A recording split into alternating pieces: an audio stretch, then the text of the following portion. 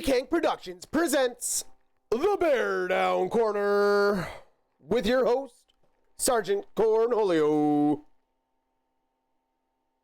Yo, everybody, welcome back. This is the BearDown Corner, and we have some information for you leading up to NFL free agency. So let's get right into it. I'm Sergeant Cornholio, and you can catch us live on Spotify, Apple Music, Amazon Music, iHeartRadio, and of course on YouTube. Okay, so NFL free agency starts March 12th. We all know that they got 48 hours prior to that on the 10th where they can start negotiating rights, contract lengths, and everything else, terms, conditions, and salaries. So T. Higgins is off the market. Simple as that. Let's just break right into it. Cincinnati Bengals wide receiver T. Higgins has been franchise tagged in hopes of negotiating a long-term contract deal the owners of the Cincinnati Bengals have discussed. Now, they also have to re-sign Trey Hendrickson with a contract, get Mr. Jamar Chase his extension at some point. They're going to be forking out a shit ton of money here soon. So, wide receiver market's now shaped up a little differently because T. Higgins is off the market. You have, that's right, Mr. Deebo Samuel of the San Francisco 49ers being traded to the Washington Commanders. They got their number 2 for Mr. Jaden Daniels and his counterpart, Terry McLaurin. So it is going to be very interesting if you're a Commanders fan this season. A little bit of discrepancy in the Jonathan Allen situation, but I'm sure if he decides to hike up his pants and stop being whiny about it, he can come back for the defense and hopefully give them that boost they need. But on offense, they're doing all the right things. They seen, okay, we got a window now. We got 2 to 3 years with Jaden Daniels with that rookie contract, right? You're going to go get that wide receiver that you need that isn't going to cost you an arm and a leg still, because who knows? Maybe he'll go for more. Maybe he'll go for less next year. Either way, Deebo Samuel has 1 year left at 17 and a half, and the Commanders have the cap room to make that happen. So they're taking on his full contract, sending a 5th-round pick to the 49ers. Deebo Samuel going into his 29-year-old campaign season in the prime of healing from injuries and not being, one of the multitude of guys on the 49ers roster. Like, he will get the ball in Washington. He's getting the ball. The 49ers had Juan Jennings, Brandon Ayuk, and Ricky Purcell, who they drafted last year, all in the fact of knowing Samuel was out on his way out the door. Simple as that. He was out on his way out of the door because they were already preparing for it. So this was a no-brainer. But good on the Washington Commanders on jumping on that and making it happen. So you got another wide receiver, but what you don't have in the NFC East is Darius Slade Jr. being there to cover either of those wide receivers in their 2 matchups against Washington, who is being released by, of course, the Super Bowl champion Philadelphia Eagles. Now, Darius Slade came out on the Armand St. Brown podcast recently stating he'd like to play 1 more year, whether that's with the Eagles or maybe a reunion with the Lions. We'll have to see what happens there, because there's been some talks, and he's not done yet. He wants to play 1 more year. Let him play 1 more year. He's earned that right. The man's 34 years old. He's played in the league for at least over 10 years. Like, give the guy his due.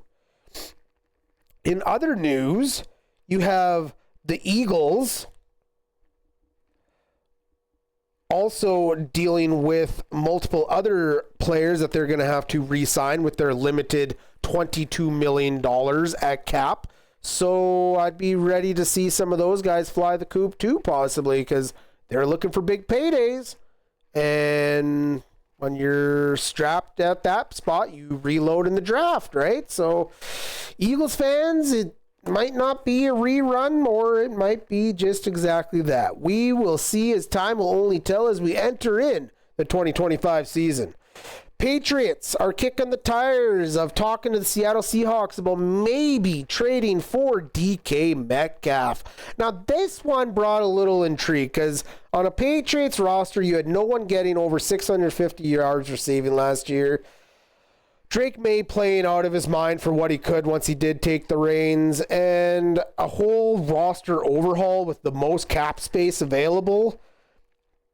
They got a bunch of decisions to make. Because if you go get a DK Metcalf, here's the thing. He's in the final year of his contract, right? So if you look at it, it's like a rental player for a year, right? But if it pays off, well, Metcalf's only 27. Would you not sign him to an extension? Make this marriage a little bit longer if you did? Because if you're Seattle, you have Sniff Najaba, I think is how you pronounce it. I'm probably completely wrong, and I apologize, Seahawk fans. I do. I don't know his exact pronunciation of the name, but I do know that Smith kid came on hot last year, and he's giving them reason to look at maybe we could trade Metcalf. Maybe we keep the old vet Lockhat in that cheaper cap spot and give the extension to the young kid, right? Like, I don't know. You're not losing much in other than a big-bodied wide receiver, but Metcalf didn't even break 1,000 last year, man. He's been having some injury prones the last couple of years. Not completely, but like he's not the player he once was earlier in his career, so maybe you look at it, see what kind of return you could get, right? If I'm the Seahawks, you have to look at every possible outcome. So if the Patriots are willing to give up some high draft picks, shit, send them out. Like, at some point in time, the business aspect will bite you in the ass here in the NFL. The New York Jets are expected to release Davante Adams if no trade suitors are found. I don't even know why I find these Jets rumors all the time, but they just come across me, and I think it's funny because that whole organization is so disorganized, man. Like, you could get better instructions reading off the back of a label off of a water bottle, and seeing all the descriptions, right, for how much calcium and all the other stuff is in it than the New York Jets do and how they manage their team. There's more organization on the back of a water bottle than there is the New York Jets have with that team. It is complete disarray. I really hope Aaron Glenn picked the right place going there and didn't just settle because it was another spot that they're like, yeah, we'll hire you, right? I don't know. The Jets just seem like a complete disarray. I don't know how they're going to fix that. I wish Aaron Glenn and the rest of them the best, but I'll tell you right now, you ain't finding a trade partner for Davante Adams. You're just not. Teams are going to wait for him to get released. Then they'll go sign him to a 2-year, $25 million deal and be done with it. Why would they give you anything for a guy that you're literally saying we'll just release?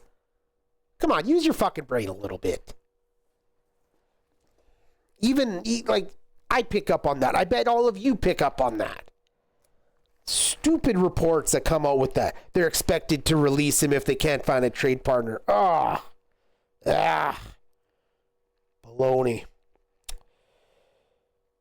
Rams quarterback Matthew Stafford is sticking along with the Los Angeles Rams.